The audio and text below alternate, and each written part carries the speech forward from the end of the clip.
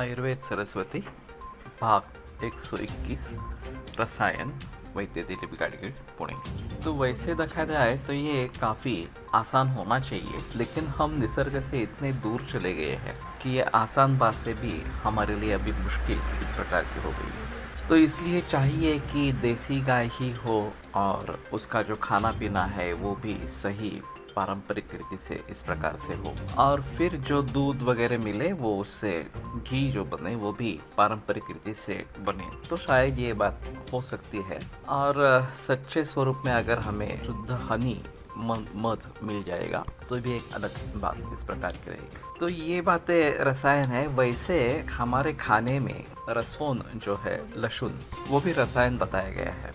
सिर्फ फर्क इतना है कि ये उष्णवीर्य है और रक्त और पित्त दोनों बिगाड़ने वाला इस प्रकार का भी है, लेकिन वात के लिए बहुत अच्छा है, कफ के लिए भी अच्छा इस प्रकार का है। और आम तौर पर बहुत सारे लोगों के खाने में लहसुन रहता है, तो ये भी एक रसायन इस प्रकार का है। अगर रसायन के स्वरूप में इसका सेवन करना है तो रसोन में रस ऊन यानी कि एक रस कम होना इस प्रकार का बताया गया है, और वो रस है वो अम्ल रस कम है।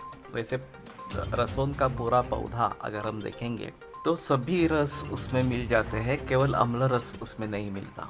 तो इसकी शुद्धि अम्ल रस में की जाती है। रसोन अम्ल रस में भिगो कर रखते हैं और रात भर, और दूसरे दिन सुबह है धो लेते हैं, और फिर दूध पानी के साथ उबाल कर ये रसोन लिया जा सकता है, या लहसुन और तिल का तेल इसका सेवन किया जा सकता है। तो ये सभी रसायन, दोनों रसायन प्रकार के बताए गए हैं। लेकिन दाहे निदाग शरदोर इस प्रकार का जो ग्रीष्म ऋतु का काल है या शरद ऋतु का काल है, और जब जलन किसी भी प्रकार की हो रही हो शरीर में, तो रसोन हितकारक इस प्रकार का नहीं है।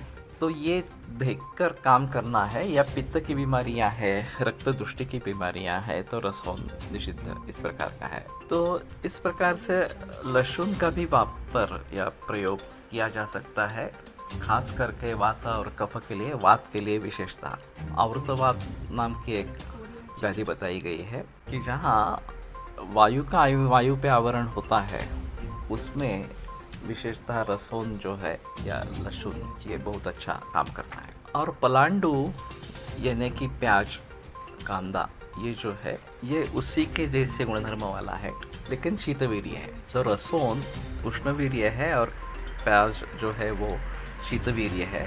हरते केवलम वातम, वात का शमन करता है, और बलवीर्य करो गुरु, बल और वीर्य बढ़ाने वाला इस प्रकार का है। तो प्याज का तो काफ़ी प्रचलन ज़्यादा है, और जैसे ये रक्तपित्त प्रदूषक बताया गया है उस प्रकार का प्याज के बारे में वर्णन इस प्रकार का नहीं है। तो प्याज का प्रयोग किया जा सकता है खाने पीने में हर रोज के इस प्रकार से।